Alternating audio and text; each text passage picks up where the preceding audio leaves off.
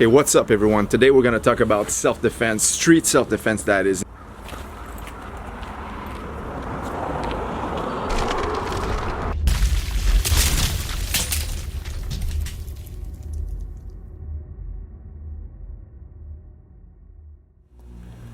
What is up everyone? Danny here, and today I'm going to talk about self-defense, street self-defense that is. I'm going to teach you guys a couple of tricks how you can use punches, palm strikes, as well as these finger jabs, eye gouges to defend yourselves against any street thug, any attacker who's trying to attack you from the front. And I'm going to show you a couple of vital areas, sensitive points to take down the attacker. All right, we're starting right now. Come on.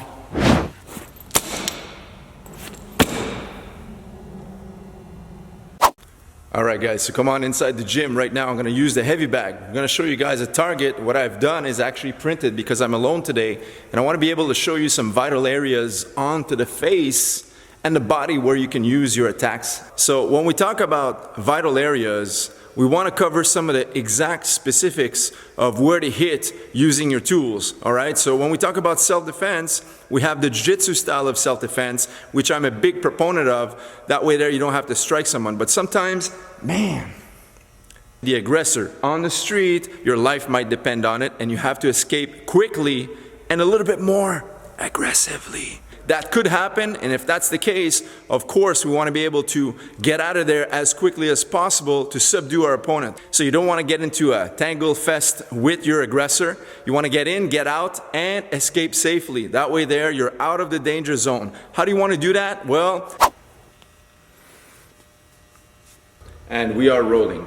This is a drawing of Joe. Joe's going to serve as our training partner today because I'm alone in the gym, and I'm going to use this to show you guys how to attack the vital areas of an aggressor's face. Okay, so if you need to defend yourself, now it's very important guys to understand that whatever is going to be taught in this particular video is to be used at your own risk. Okay, so if you need to defend yourself, you need to react and you need to decide what is the course of action and at what level do you need to defend yourself depending on the circumstances, of course. Now, I do recommend using jiu-jitsu at all times without any strikes whatsoever, but like I said earlier, sometimes there's just no other options in order to save you and your loved ones, in order to walk away safely, to incapacitate an aggressor who might injure you severely or even has a weapon. Okay, so now, that being said, every time we involve strikes on the streets, you got to be able to understand there's a lot of techniques that could severely damage an opponent, and we want to use the most minimal risk possible to escape from the danger zone. So today I'm going to focus on 3 types of strikes. When you talk about self-defense and using strikes and not just techniques to throw your opponent to the ground, you need to effectively incapacitate the attacker so you can actually walk away and prevent more further damage to yourself, and also protect your loved ones or friends and family members that you might be with at the moment. And the 3 tools that we're going to use today are going to be number 1, the punch. Secondly, is going to be the palm. And last but not least, very efficient, the fingers. We're going to use the eye gouge or finger jab. Now, before we begin, I want to talk about something very quickly. When you watch a lot of self-defense expert videos, a lot of them are very good, but one thing is very common in all of the ones that I've watched. They'll talk about having pepper spray, all kinds of objects, or self-defense weapons. If you're a woman, that you might carry in your purse. If you're a man, you'll have into your jacket, in your pocket, and whatnot, even in your car, glove compartment. But let me tell you something. Something will happen quickly while you're walking down the aisle, while you're walking down on the street. You are with some friends, family members, or loved ones, and someone just bumps into you, they're drunk, and they might start attacking you, shoving you, or even try to hurt you. Sometimes they might be barehanded. Sometimes they also might have friends, weapons, a knife, beer bottle, or even a chair, a stick. Okay, so it's very important that, you know what, you got to use your tools, the tools that you have at all times. I don't believe in carrying weapons into your bag, into your purse, into your pockets, into your car, because you don't have accessibility. And when I talk about accessibility, you need to have access quickly, very fast, and it has to be efficient. What are those tools that you have on you at all times? Well, here it is, with your hands only. Okay, in this video we're going to cover only your hands, but it's going to be number 1, your fist, which is your punch. Main weapon. The second one is going to be right here, your palm, the palm strike. And then last but not least, it's going to be your 4 fingers, which is the eye jab. Okay, so now that we got the tools and the weapons, now we're gonna cover some of the best target areas that you can use to incapacitate the aggressor.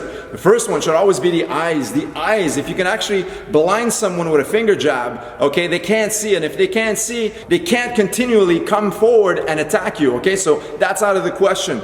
Eyes should be one of the primary targets in a self-defense situation. Number two, the nose. Now I'm not gonna go specifically where on the nose, just hit the nose. When it happens so quickly, a lot of self-defense experts will say, okay, on the side of the nose, on the edge of the nose, underneath the nose, on the bridge of the nose. All right, let me tell you something, it doesn't really matter, just hit the nose, all right, with the fist or with the palm. We're gonna cover that in a second. Another very efficient area is right here, in the throat, okay? If you can finger jab, punch, or even palm strike into the aggressor's throat, meaning right on the windpipe, the ability for the attacker to speak, scream, or continue breathing is going to be nullified. That means they can't continually attack you. Once again, that will give you the timing necessarily to run away. What's another good area? Okay, very efficiently, if they're bending downwards or backwards, right behind the neck, right here, okay? Punch, palm strike, karate chop, it doesn't really matter. If you hit them right behind the neck area, it'll incapacitate the attacker. Okay, another very good area. A lot of people tend to laugh at this one, but it's so efficient. When I give women self-defense seminars, they're astounded at how efficient and easy it is to apply, learn, and remember. That's super important. These techniques, guys, in order to be efficient, they need to be 1, easy to learn, number 2, easy to remember, and 3, super easy to apply. All right, so the ear slap right on the eardrum, left or right side, just like a hook punch. Keep your wrist steady, boom, right onto the eardrum, okay? Now what that will do is disturb the opponent's equilibrium, and then that'll give you the timing necessary once again to run away. On the human body right here, what do we have? Right in the middle, the upper chest line, right in the center right here. This is called the solar plexus. If you hit this firmly, that'll knock the wind out of any type of opponent. Once they can't breathe, like we said earlier, they can't fight. Now, we also talk about other areas. The groin, right in between the legs, okay? A good knee strike, a good punch, an uppercut, even a front kick with your shoes in the groin area will stop any male attacker coming towards you. There's also the kneecaps, shin bones, as well as the feet. The top of the foot has so many fragile bones that if you have a pair of shoes or even high heels and you stomp on top of their feet, trust me guys, they'll have so much pain that they'll let you go, all right? The shin area, a lot of times if they're not Muay Thai professional fighters, they don't have hard as rock shins. And you know what happens when you bump your shin onto a car door, onto a coffee table?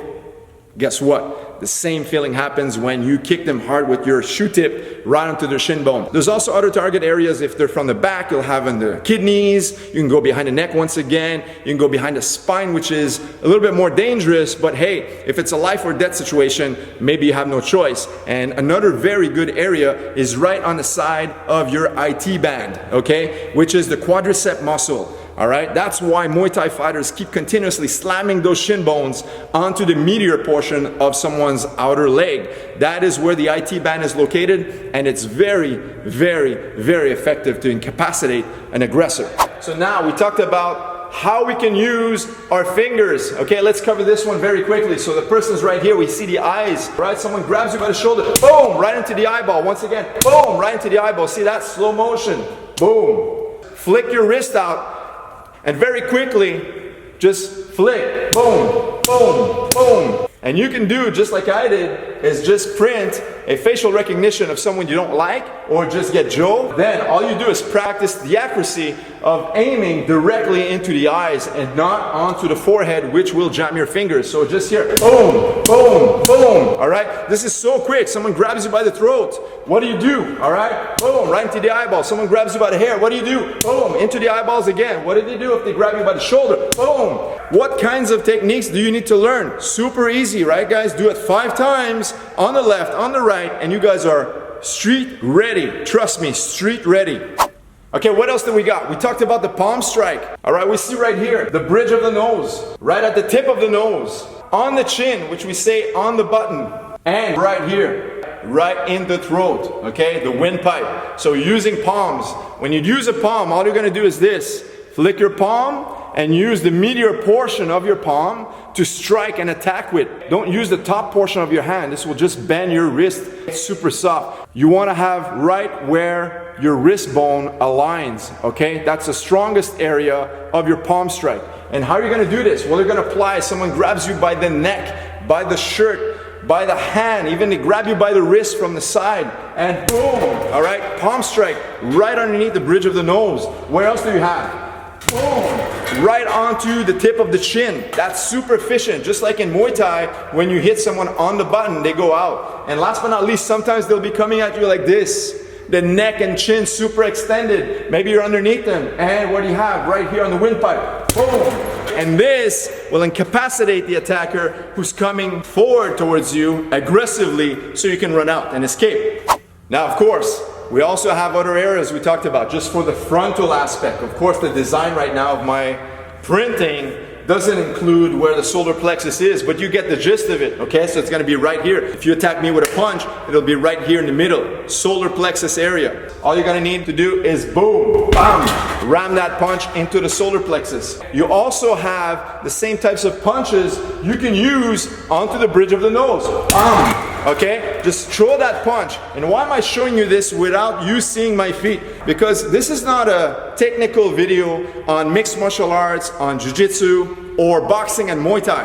This is a self-defense for the streets video where when someone attacks you, they shove you, bump into you, or just come to sucker punch you, grab you by the neck, grab you by the shoulder, the jacket, or double collar grab. You don't have time to react. This is not a, are you ready, let's get it on type of event.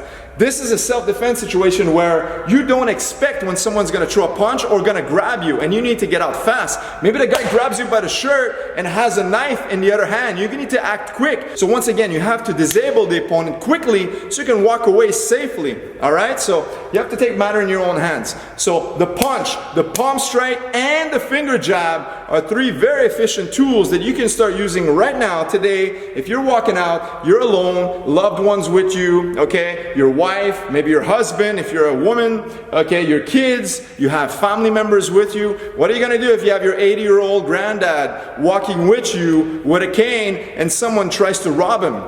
And then as you say stop, they grab you and they pull out a knife.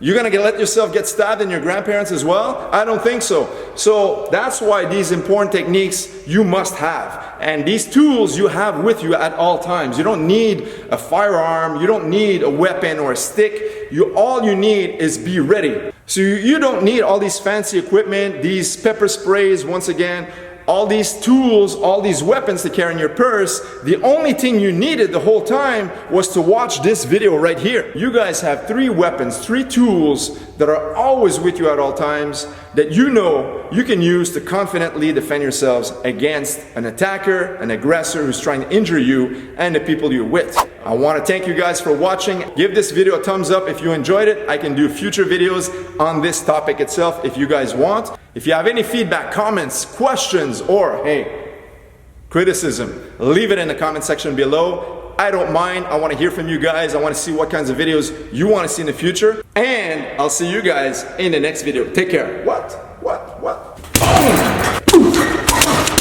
Boom. All right, guys, so don't worry. Joe wasn't injured or harmed during the production of this video. Joe is a friend. Joe is family. Why is that? Joe knows how to defend himself because Joe trains at experience.